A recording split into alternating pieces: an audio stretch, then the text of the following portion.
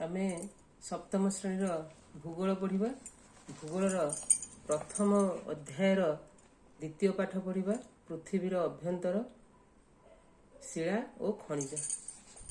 एथिरे पृथ्वीर अभ्यंतर inside our earth शिला और खनिज रॉक्स एंड मिनरल्स विषय पढ़ा। आमे कौन कौन पढ़ा ना पृथ्वीर अभ्यंतर गठन पढ़ा। से गठन में कौन इंटेरियर स्ट्रक्चर ऑफ अर्थ से कौन पढ़ा भूत्वक मांटाल कोर। तापर पढ़ा शिलार प्रकार टाइप्स ऑफ रॉक्स आग्नेय शिला इग्नियस रॉक्स अवक्षिप्त बा स्तरीभूत शिला सेडिमेंटारी रॉक्स रूपांतरित शिला मेटामॉर्फिक रॉक्स। तापर पढ़ा शिला चक्र रॉक साइकिल। तापर पढ़ा खनिज बा मिनेराल्स। आम गोटी गोटी भी पढ़ा। प्रथम पढ़ा कौन पृथ्वीर अभ्यंतर गठन। पृथ्वीर अभ्यंतर गठन पृथ्वीर अभ्यंतर गठन आम पृथ्वी आमर बासस्थान यार पृष्ठदेश आम रहीचे ऊपर पृथ्वीर ऊपर भाग आम रहीचे भितर आम रहीने से ऊपर सब कौन रही आम सब जानीचे कौन जाने पहाड़ पर्वत समुद्र झरणा पशु पक्षी घर मनुष्य रास्ता पोल एम सब जिनस रही किंतु भितरटा आम देखने आम मनकर यहाँ जदि है पृथ्वी गोलाकार मुझे गोटे बल्टे देखा मनकर यहाँ पृथ्वी आम ये ऊपर भाग तार रही कौन रही ऊपर भाग रही बल भीतर रही आम भीतर नुह आम ऊपर ही रही पृष्ठ भाग आम रही तेणु आम ग्लोब देखिले एमती ग्लोब टी यही गोल मुझे देखा तुमको बल टी तेणु आम जेहेतु ऊपर भागे रही ऊपर कौन अच्छे आम सब ताकू देखीचे किंतु ता अभ्यंतर कौन थाए आम ग्लोब को भांगिले जापर जो ग्लोबटा जोटा आम रही बल पृथ्वीर रूपटा को नहींचे ता भितर कौन अच्छी ना आम ग्लोबटा को भांगी दवा जो ग्लोब तैयारी करछे ता भितर किछि नाही ता भितर किछि नाही ता माने कौन आमर जो पृथ्वी अच्छी पृथ्वीटा गोल ता भितर किछि नाही ना ता भितर अच्छी आम भाई फांका अच्छे ग्लोब भितर फांका आम कहले ग्लोब है पृथ्वीर अविकल क्षुद्र रूप तेणु ता भितर तो आम देखले फांका तेणु पृथ्वी भितर मध्य फांका ना पृथ्वी भितर फांका नहीं पृथ्वी भितर अभ्यंतर केते गुड़िए स्तर रही अभ्यंतर केते गुड़िए स्तर द्वारा गठित पृथ्वी पृष्ठर यार केन्द्र में पहुँचापी आम पृथ्वीर पृष्ठर अच्छे ता केन्द्र में जाई पहुँचापी आमको समुद्रर निम्नरु समुद्रर तल भागरु प्राय 6400 किलोमीटर गभीर गात करने को पड़ो खोलिया को पड़ो समुद्र तलु जोटा आम पाई संभव नुहे बा संभव एपर्यंत है नाही कि हेब नाही जहाँ जना पड़ुछि। आम पृथ्वीर हाराहारी व्यासार्ध है 6371 किलोमीटर। आमे खनि खनन माइनिंग एवं खनन ड्रिलिंग यही दीटा उपाय आम पृथ्वीर अभ्यंतरण आड़क पृष्ठ भीतर आड़क बा केन्द्र आड़क जाइए अल्प किछि बाट ताहा होछि केते आमर पृष्ठ भागरु अभ्यंतरण आड़क मात्र बा प्राय 6 किलोमीटर से पर्यंत आम जानिछे ता भितर कौन रही पृथ्वी पृष्ठ 6 किलोमीटर पर्यंत कौन रही आम जानिछे तापर आउ कौन अच्छी आम जानिने ताहले एठारो पृथ्वीर आउ भीतर को आम जापरिबानी कहीं ना पृथ्वी पृष्ठर भीतर को जेते जीवा तापमात्रा और चाप सेते सेते बढ़ी बढ़ी चलो तेणु किछि बाट गला परे तापमात्रा और चाप एते अधिक हो कि आम सेठी सा भीतर को जापरिबा नाही बा भीतर को जदि जीवा सेठी बंची परिबा नाही आम तो जापरिबानी एते ताप एवं चाप हो बंचिबा कथा छाड़। तो तुम जानिछ पृथ्वीर आउटे गभीरतम खनि खनि माने पृष्ठरु भीतर आड़क केन्द्र आड़क गभीरतम खनि अच्छी दक्षिण आफ्रिका रही यार गभीरता प्राय 4 किलोमीटर। आउ जो तैल अनुसंधान सब होची हमर भूपृष्ठर तले पृथ्वीर भितर कोठी तैल अच्छी तार अनुसंधान पर इंजीनियर माने प्राय 6 किलोमीटर गभीरता पर्यंत खोली आउ साड़ को खोली पारु नाहांती बा खोली नाहांती ताहले एठी मनरे गोटे प्रश्न उठे जदि मात्र आम अति बेसी पृष्ठरु 6 किलोमीटर बाट पर्यंत आम जाइचे किंतु तार गभीरता है जदि केन्द्र को जीवा 6400 किलोमीटर गभीर गात करिया पड़िबो समुद्रर निम्न भागरु तेणु तार भीतर गुड़ाक स्तर स्तर होइकरी अछि तार अभ्यंतर स्तर स्तर होकर अच्छे आम केमी जानिले ता माने कौन मिछ कथा ना यहाँ मिछ नुहे प्रकृत में स्तर स्तर होकर रही केमी जानिले जानवर उपाय कौन थिला ना दुईट उपाय अच्छी गोटे अच्छी सीधा सड़क उपाय माने उत्स साहाय्य आम जानुचे मुख्य उत्स साहाय्य आ गोटे अच्छे परोक्ष उत्स सीधा सड़क उत्स है कौन भूपृष्ठ में मिलुथिबा शिला और खनि खनन में मिलुथिबा शिला पृष्ठ जो भूपृष्ठ उपर जो शिला अच्छी बा पत्थर अच्छी खनि खनन कले खनि खोलिले जो शिला आसुची तार देहरु आम जानुचे जे पृथ्वीर अभ्यंतरण रे कौन रही आ गोटे कौन ज्वालामुखी भोल्कानिक एरप्शन जो होची सेथुरु मध्य आमे जानुचे सीधा सड़क जे पृथ्वीर भितर कौन रही तार केन्द्र रे कौन रही आम से न पहुँचले मध्य ये जो दुईटी द्वारा खनि खनन एवं भूपृष्ठ में मिलुथिबा शिला एवं ज्वालामुखी द्वारा आम जानीपारे तार केन्द्र रे कौन रही आ रहा परोक्ष उत्स रहा कौन ना आम अटकल करुचे अनुमान करुचे भूकंपर तरंग एमती उपाय रे आम जानीपारे अभ्यंतरण पृथ्वीर अभ्यंतरण गठन कौन प्रथम आसला जो सीधा सड़क प्रत्यक्ष उत्स गोटे रहा शिला भूपृष्ठ जो शिला मिलूची पृथ्वी पृष्ठ में मिलुथिबा शिला एवं खनि खनन मिलुथिबा शिला गुड़िकर गुण को अनुध्यान करी पृथ्वीर अभ्यंतर संबंध में जानी पारिछंती वैज्ञानिक माने जानी पारिछंती जे ता भितरे कौन सब रही कौथु ना भूपृष्ठ में मिलुथिबा शिला एवं खनि खोलिला बेले मिलुथिबा शिलार गुणरू अनुध्यान करी तापर आ गोटे आसला सीधा सड़क उत्स बा प्रत्यक्ष उत्स कौन होची भोल्कानिक एरप्शन बा आग्नेयगिरी जो अग्नि उद्गीरण होची आग्नेयगिरी जो अग्नि उद्गीरण होची बा ज्वालामुखी समय रे पृथ्वीर अभ्यंतर लाभा बाहर को आसे अभ्यंतर जो लाभा कौन करे बाहर को आसे यही लाभा को वैज्ञानिक माने अनुध्यान करिथांती सेही अनुध्यान रे मिलिथिबा तथ्यरू पृथ्वीर अभ्यंतरण रे कौन रही से जानिबे ताहले आग्नेयगिरी जो अग्नि उद्गीरण है से समय पृथ्वीर अभ्यंतरण जो तरल पदार्थ आसला कहते माग्मा से ऊपर को आसला ना हूँ लाभा से अभ्यंतरण जो लाभा बाहर को आसूसी से लाभा को वैज्ञानिक माने अनुध्यान करते तार अनुध्यान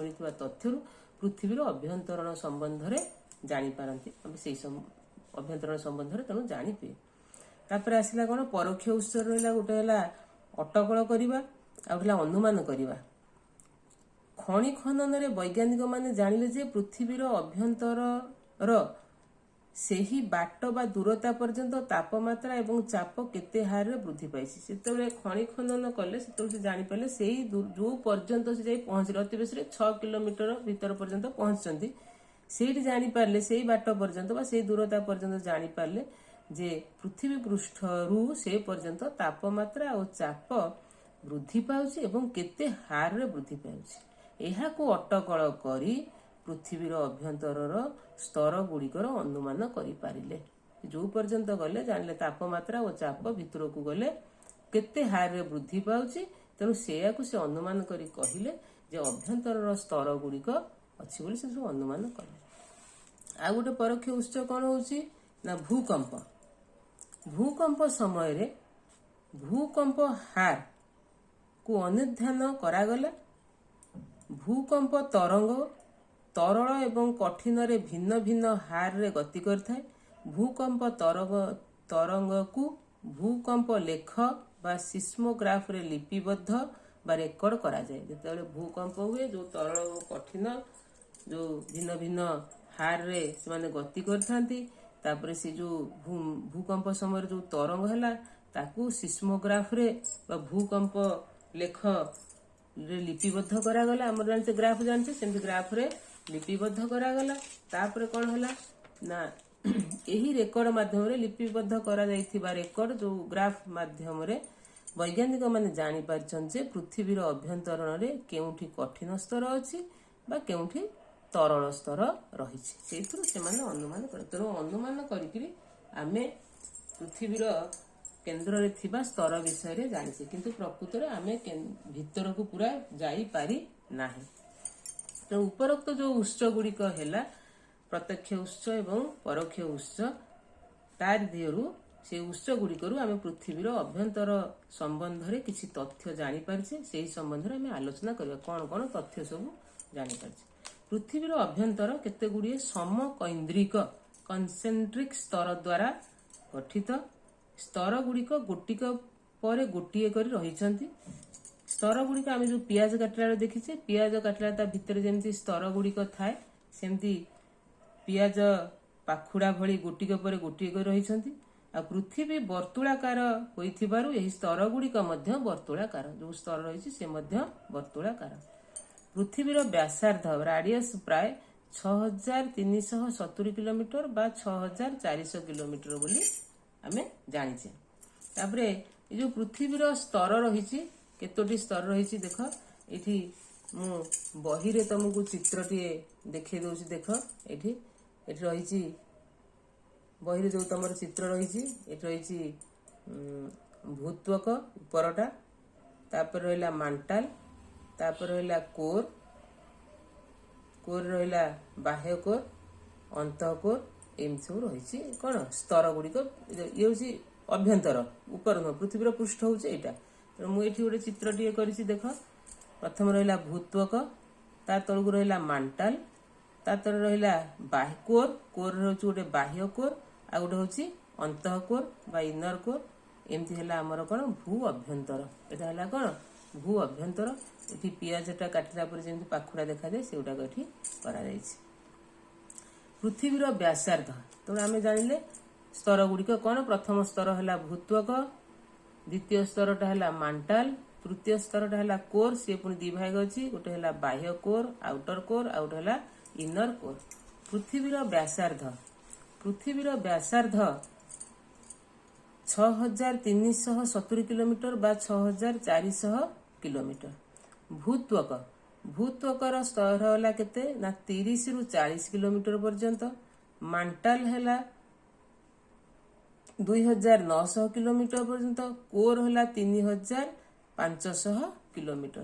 तो आमे ए जो पृथ्वीर अभ्यंतर थिबा समकैंद्रिक स्तर गुड़िक विषय रे जानिले केतोटी स्तर अछि। भूत्वक, मांटाल, बाह्य कोर एवं अंतः कोर।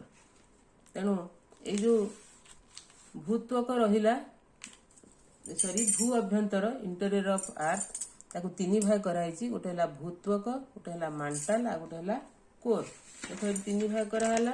ये गोटे है भूत्वक, मांटाल, कोर। से कोर पुणी होती दिभागे बाह्य कोर एवं इनर कोर। आम ता विषय सब जानिबा। भूत्वक एटा होची पृथ्वीर सभा उपर स्तर। भू अर्थ पृथ्वी, त्वक अर्थ चर्म। तेणु आना भूत्वक ता माने शरीर को चर्म जेमती ढांकीची सेमती ए स्तरटी पृथ्वी को ढांकीकिरी रहिची। ता ना होची भूत्वक बा क्रस्ट। यह होची एक कठिन स्तर, सबुठारु पतला स्तर। एटा तार विस्तृत होची 30 रु 40 किलोमीटर पर्यंत। पृथ्वीर मोट घनफलर 0.5 भाग, समुदाय जो घनफल रही तार 0.5 भाग। ये भूत्वक होची आमे दी प्रकार देखि परिबा। गोटे हला महादेशीय भूत्वक, आ गोटे हला महासागरीय भूत्वक। एठी देखो तमर एठी बही रे चित्रटी अछि। एटा होची महादेशीय भूत्वक और महासागरीय भूत्वक देछि। महादेशीय एठी महादेश रहिला, तेणु एठिक रहिला 30 रु 40 किलोमीटर भितर महादेशीय भूत्वक। तापर एटा रहिला कोन महासागर, जो ब्लू कलर देखा होची। तेणु ये रहिला 5 किलोमीटर पर्यंत महासागरीय भूत्वक। महासागरीय भूत्वक ये समुदाय है 30 रु 40 किलोमीटर है। तेणु ये है महादेशीय भूत्वक एवं महासागरीय भूत्वक। ये देखिल महादेश पाखे महादेशीय भूत्वक, महासागर चूड़ा महासागरीय भूत्वक। तेणु महादेशीय भूत्वक विषय पढ़ा। कॉन्टिनेंटल क्रस्ट गठन मुख्यतः क्या नहीं गठन होती, मुख्यतः सिलिका और आलुमिना रे गठित। यह सियाल स्तर कह जाए। यार गभीरता है 35 रु 40 किलोमीटर। कहार महादेशीय भूत्वक। तापर आसला महासागरीय भूत्वक। तापर कौन आसला महासागरीय भूत्वक। तार गठन है मुख्यतः सिलिका और मैग्नेशियम द्वारा गठित। यह ସୀମା ସ୍ତର କୁହାଯାଏ। ଏହାର ଗଭୀରତା ହେଉଛି 5 କିଲୋମିଟର। ଆ ଗଭୀରତା ହେଉଛି କେତେ? 5 କିଲୋମିଟର। ତେଣୁ ଆମେ ଭୂତ୍ୱକ ବିଷୟରେ ଏମିତି ସବୁ ଜାଣିଲେ। ତାପର ସ୍ତରଟା ଜାଣିବା କ'ଣ ନା ମାଣ୍ଟାଲ। ମାଣ୍ଟାଲ ଗଲା ଭୂତ୍ୱକର ଠିକ ତଳ ସ୍ତର। ଭୂତ୍ୱକ ହେଲା ସବା ଉପର ସ୍ତର, ଚର୍ମ ଭଳିଆ ଢାଙ୍କି ରହିଛି। ଆମ ଶରୀରକୁ ଯେମିତି ଚର୍ମ ଢାଙ୍କିଛି ସେମିତି ପୃଥିବୀ ପୃଷ୍ଠକୁ ଢାଙ୍କିକି ରହିଛି। ତା ତଳଟା ହେଲା ମାଣ୍ଟାଲ। ତେଣୁ ଭୂତ୍ୱକର ଠିକ ତଳ ସ୍ତର। ମଧ୍ୟମଣ୍ଡଳ ସ୍ତର ମଧ୍ୟ କୁହାଯାଏ, କାହିଁକିନା ତା ତଳକୁ କୋର ଅଛି, ଉପରକୁ ଭୂତ୍ୱକ ଅଛି। ଗଠନ ହେଲା କ'ଣ ନା ସିଲିକା, ମ୍ୟାଗ୍ନେସିୟମ ସହ ବିଭିନ୍ନ ଧାତବ ପଦାର୍ଥ ଥାଏ ଏଥିରେ। ପୃଥିବୀର ମୋଟ ଘନଫଳର 16.5 ଭାଗ ହେଉଛି କି ସେ ମାଣ୍ଟାଲ। ଏହାର ଗଭୀରତା ହେଉଛି 2900 କିଲୋମିଟର। ଏଠି ତାପମାତ୍ରା ରହିଛି 2000 ସେଣ୍ଟିଗ୍ରେଡରୁ 4000 ସେଣ୍ଟିଗ୍ରେଡ ପର୍ଯ୍ୟନ୍ତ।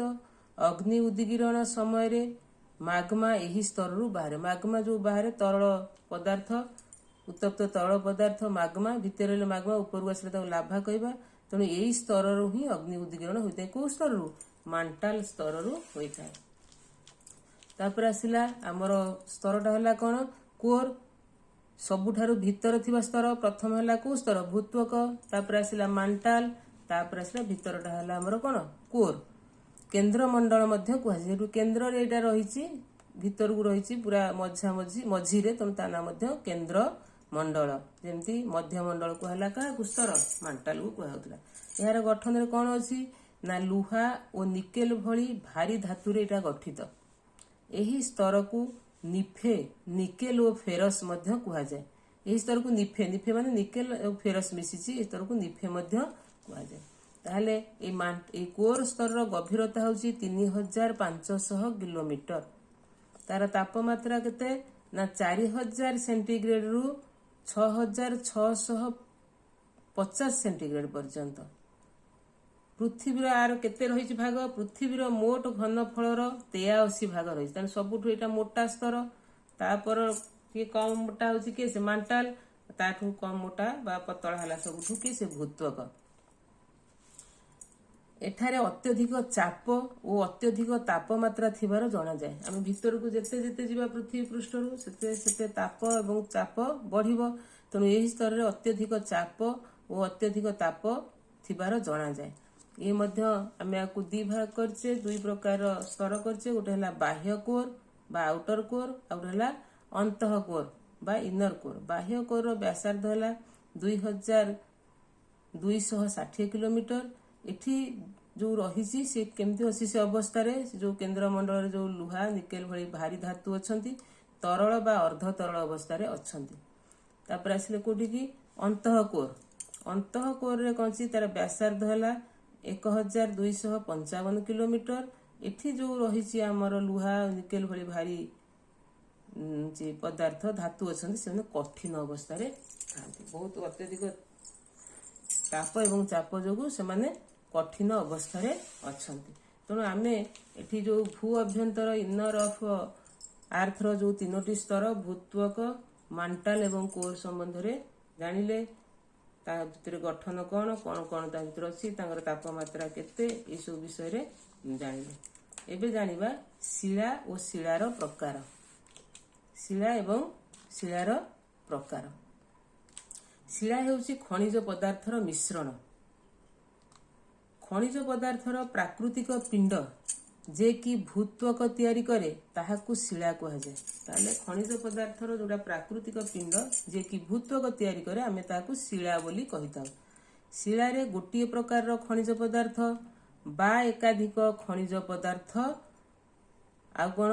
ଶିଳାରେ ଗୋଟିଏ ପ୍ରକାର ଖଣିଜ ପଦାର୍ଥ ବା ଏକାଧିକ ଖଣିଜ ପଦାର୍ଥ, ଆଉ କ'ଣ ଥାଏ? ଅଜୈବିକ ପଦାର୍ଥ ଯଥା ଗ୍ଲାସ ବା ଅନ୍ୟ କୌଣସି ଶିଳାର ଭଗ୍ନାବଶେଷ, ଜୀବାଶ୍ମ ଥାଏ। ତାହେଲେ ଶିଳାରେ କ'ଣ ଥାଏ? ଗୋଟିଏ ପ୍ରକାର ଖଣିଜ ପଦାର୍ଥ ଥାଇପାରେ, ଏକାଧିକ ଖଣିଜ ପଦାର୍ଥ ଥାଇପାରେ, ତା ସହିତ ମିଶିକିରି ଏଇ ସବୁ ଅଜୈବିକ ପଦାର୍ଥ, ଅନ୍ୟ କୌଣସି ଶିଳାର ଭଗ୍ନାବଶେଷ ବା ଜୀବାଶ୍ମ, ଏ ସବୁ ଥାଏ। ତାହେଲେ ଜୀବାଶ୍ମ କ'ଣ ହେଲା? ଶିଳା ସ୍ତର ମଧ୍ୟରେ ଥିବା ମୃତ ପ୍ରାଣୀ ଓ ଉଦ୍ଭିଦଙ୍କର ନଷ୍ଟାବଶେଷକୁ ଜୀବାଶ୍ମ କୁହାଯାଏ।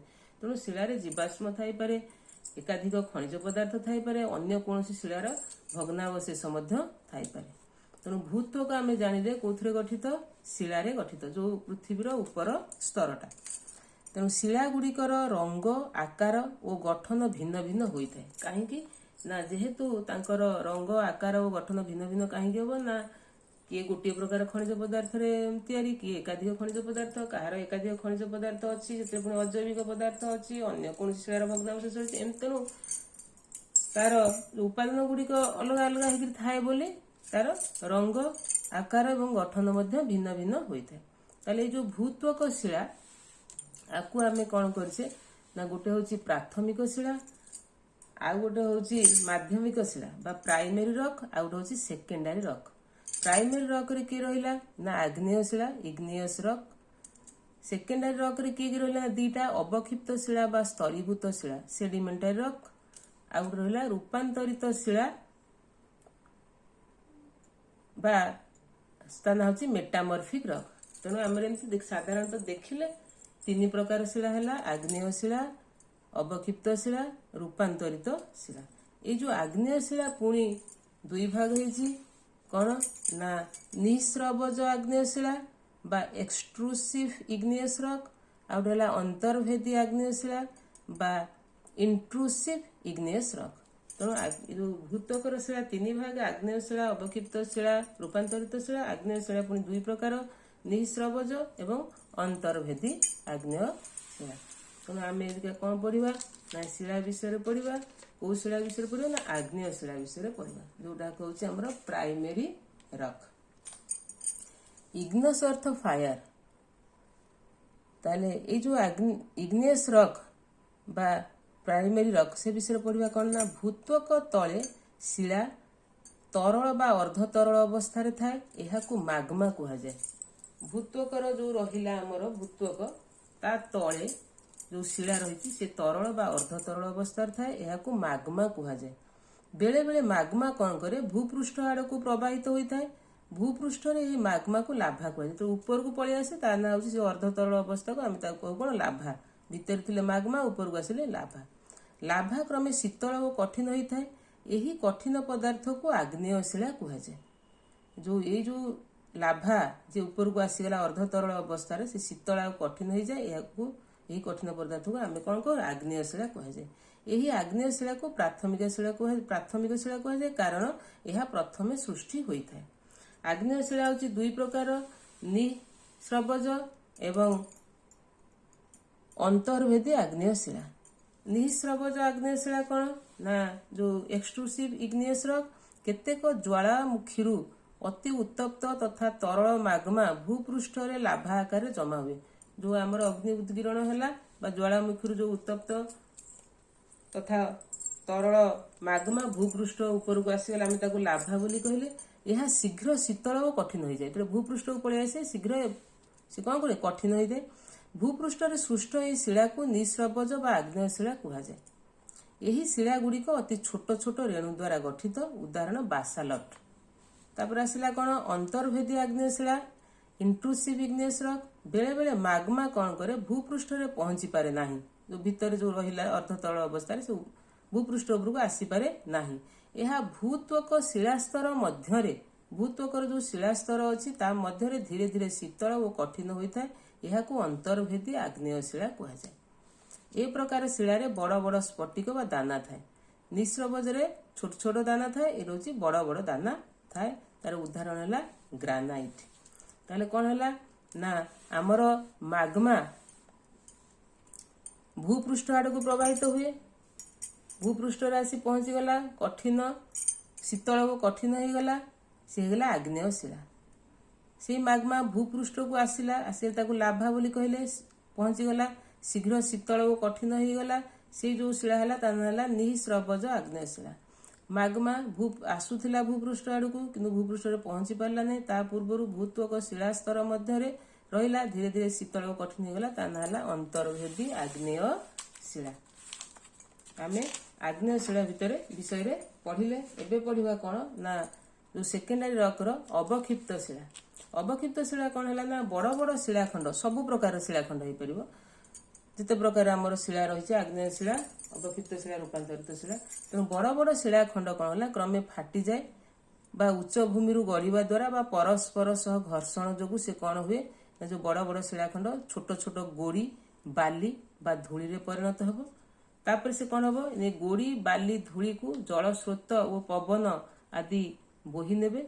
बोही नेला परे स्तर स्तर करी निम्न भूमि रे जमा कर दियंती। कालक्रमे बहु वर्ष पर एगुड़िक कठिन होई शिला हो जाए। यह कहते अवक्षिप्त शिला बा स्तरीभूत शिला। तार अवक्षिप्त शिला बा स्तरीभूत शिला केमती है आम जानिले। ए प्रकार शिलार विभिन्न प्राणी और उद्भिदंकर मृतदेहर अवशिष्टांश बा जीवाश्म मध्य संचित होई रही है। उदाहरण है जितेबले बालुका राशि कठिन होई बाली पत्थर हवा बा सैंडस्टोन हवा, स्लेट जातीय नरम पत्थर, कोईला, प्लास्टर प्यारिस, संधेव लवण, चून पत्थर एगुड़ाक सब है कौन अवक्षिप्त शिला बा स्तरीभूत शिला। तापर आसला कौन ना आ गोटे है सेकेंडरी रॉक है कि से रूपांतरित शिला।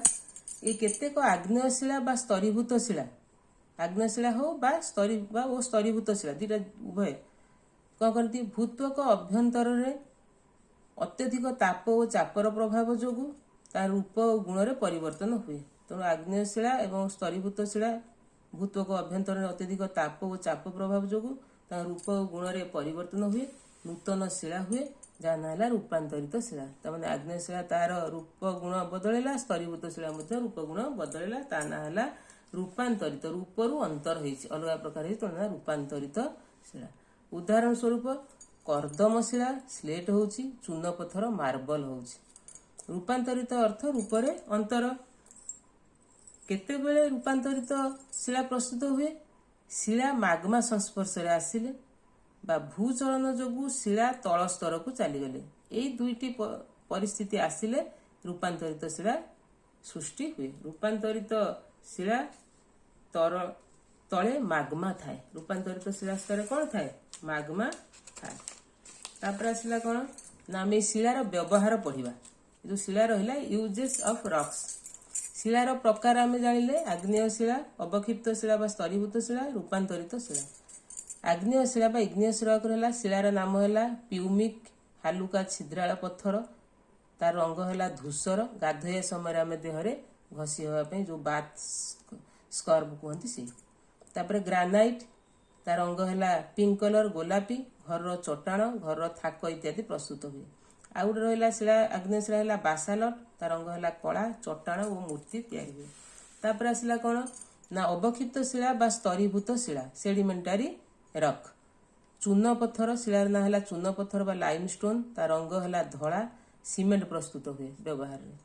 द्वितीय है कोईला कोल तार रंग है कला दहन आम जो रोषेईबास करुचे दहन से व्यवहार हो। चक खड़ी बा चक तार रंग है धला लेखिबापी व्यवहार करुचे। तापर आसला सैंडस्टोन बाली पत्थर तार रंग है नाली निर्माण कार्य बिल्डिंग मटेरियल एटा। तापर आसला कौन आ गोटे शिला रूपांतरित शिला मेटामॉर्फिक रॉक। सिलट जो स्लेट तार रंग है धूसर छात तैयारी रूफिंग मटेरियल एटा। तापर मरमर पत्थर मार्बल जोटा कहे धला रंग है धला या चट्टाण और मूर्ति तैयारी रे लागे। तेणु आम शिला जो तीन प्रकार पढ़िले तार ता ना केते अच्छी ताकू पढ़िले तार रंग कौन एवं से कौन कौन को काम रे हमर लागुच व्यवहार आम करूँ। तापर आसला शिला चक्र रॉक साइकिल। शिला केबे भी तार प्रकृत रूप रहे ना सब रूप बदलू थाए। आग्नेय शिला है सी के रोनी सब आग्नेय शिला के अवक्षिप्त हो रूपांतरित हो अवक्षिप्त तार रूप बदलू। तेणु शिला केबे भी तार प्रकृत रूप रहे ना सब रूप बदलू थाए। प्रत्येक शिला अनुकूल परिस्थिति रे अन्य एक शिलार परिणत हुए। यही परिवर्तन एक नियमित धारारे होइथाए। एहाकू शिला चक्र कहा जाए। ताले सबु शिला अनुकूल प्रत्येक शिला अनुकूल परिस्थिति पाइले से अन्य एक शिलार परिवर्तन हो जिवे। यही परिवर्तन एक नियमित धारारे होइथाए। एहाकू शिला चक्र कहा जाए। ताप चाप क्षयीकरण जमाट बांधिबा रासायनिक प्रक्रिया जोगु शिला चक्र हेबा संभव बा शिला चक्र हेबार कारक गुडी कहले कि ताप चाप क्षयीकरण क्षयीकरण माने क्षय हो जिबा जमाट बांधिबा और रासायनिक प्रक्रिया होछि तार कारक शिला चक्र। एठी शिला चक्रर एठी गोटे चित्र मु करिसी चक्रटा को करिसी आमे एठी देखिबा। देख एठी देखो प्रथम जो आग्नेय शिला इग्नियस रॉक ये जेतेबेले आड़ू गले आम छोट छोट खंड हम निम्न भूमि स्तर स्तर होगी जमा हम निबिड़ भाव बांधी होपर कठिन होमें कह कौन अवक्षिप्त शिला। यही आग्नेय शिला जदि अत्यधिक आग्नेय शिला जदि अत्यधिक ताप पाइला सी माग्मा हो गला जो तरल पदार्थ तले अर्ध तरल पदार्थ से शीतल और कठिन हो गला आम आग्नेय शिला कहले। तेणु आग्नेय शिला बदलिकी अवक्षिप्त शिला हो पारा आग्नेय शिला पुणी बदलिकी निजे आग्नेय शिला हो पारा। तापर ये आग्नेय शिला कौन हम ना अत्यधिक चाप और ताप जदि पाइला से रूपांतरित शिला हो गला। तेणु आग्नेय शिला केमती तार अवक्षिप्त शिला होची रूपांतरित शिला होची पुणी निजे आग्नेय शिला होची आम देखिले। तापर आसबा अवक्षिप्त शिला सेडिमेंटारी रॉक। ये सेडिमेंटारी रॉक कौन करिवो ना जो अत्यधिक चाप और ताप पाइब से रूपांतरित शिला हो पुणी ये जो सेडिमेंटारी रॉक बा अवक्षिप्त शिला कौन कर छोट छोट खंड हो निम्न भूमि जाकि स्तर स्तर हो जमा हम निबिड़ भाव बांधी होपर कठिन हो सी कौन हम ना से पुणी कौन हो आमर आग्नेय शिला पुणी से होपर कौन हम ना ये जो अवक्षिप्त शिला अत्यधिक नहीं सॉरी अवक्षिप्त शिला जो मुझे कहली आग्नेय शिला हेनी से छोट छोट खंड है निम्न भूमि स्तर स्तर जमा है निबिड़ भाव बांधी है कठिन होगला से पुणी निजे अवक्षिप्त शिला होगला निजे होता पुणी खंड खंड हो पुणी निज रूप धरला। तापर पुणी आम रूपांतरित शिला जानी अवक्षिप्त शिला केमती अवक्षिप्त शिला जो अत्यधिक ताप पाइब से पुणी माग्मा हम शीतल हो कठिन हम उपरको जापर से आग्नेय शिला तापर आसला रूपांतरित शिला केमती रूप बदलू। रूपांतरित शिला जो अत्यधिक ताप पाइब सी माग्मार परिणत हम माग्मा शीतल और कठिन है आग्नेय शिला हम रूपांतरित शिला आग्नेय शिला है। रूपांतरित शिला पुणी कौन कर ना जितेबाला छोट छोट खंड हो पुणी निम्न भूमि स्तर स्तर हो जमा हम निबिड़ भाव बांधी पुणी कठिन हो से कौन हो पुणी अवक्षिप्त शिला हो। तेणु आम ये देखिले जे ये जो प्रति शिला आग्नेय शिला तार रूप बदल होची अवक्षिप्त रूपांतरित होची अवक्षिप्त मध्य रूप बदल होची तेणु ताकू कहते शिला चक्र एमती चक्र आकार रे जाइछि तेणु ये शिला चक्र। तेणु आम शिला चक्र विषय जानिले तापर पढ़िबा कौन ना खनिज द्रव्य जो मिनेराल्स रहिला आम गोटे पढ़ी खनिज द्रव्य विषय पढ़िबा। खनिज द्रव्यर निर्दिष्ट भौतिक गुण और रासायनिक गठन थाए।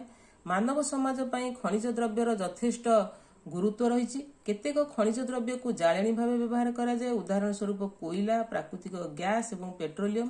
केतेक खनिज द्रव्य को शिल्प व्यवहार करा जाए लुहा बक्साइट इरा सुना। यह व्यतीत विभिन्न रासायनिक सार और औषध शिल्प खनिज द्रव्यर व्यवहार होता।